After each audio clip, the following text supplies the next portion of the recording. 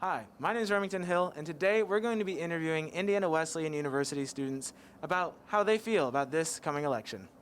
All right, Lily, so tell me, did you decide to vote in person or by absentee ballot? I did by absentee ballot because I'm from Michigan. By mail. And do you feel confident in that? I think so. I decided to vote in person. I went home to Ohio to vote, so. Yeah, we waited about 3 hours to vote, so. Wow, 3 hours, that's a long time. Definitely the experience, because voting through the mail, you wouldn't be able to the sticker is not the most important thing, but just waiting in line and being there and seeing the boards and seeing people talk outside was definitely a factor I considered. No, I didn't actually decide to vote this year. Okay. Can you tell me a little bit why you made that decision? I really felt like it was kind of forcing me to pick a lesser of two evils, and I didn't support that. I attempted to vote. I really tried my hardest, but my absentee ballot never came in the mail, and I'm not able to go home, so I wasn't able to. So if you were deciding to vote, what kind of things did you think about when you made your decision?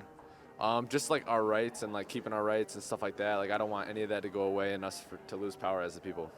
Making sure that I'm educated and aware of the decisions that I'm making, and just being the best citizen that I can be. I just looked at how closely the candidates' beliefs aligned with mine and just how open they were to other beliefs.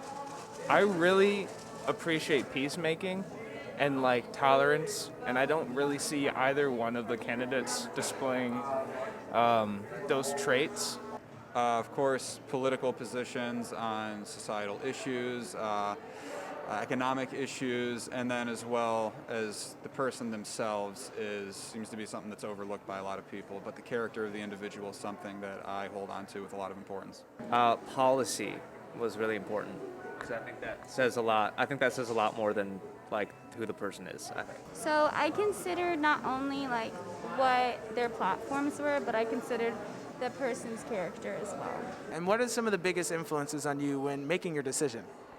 I would say, like most people, my personal upbringing and my worldview greatly shape the way that I vote and the way I interact with our representative democracy.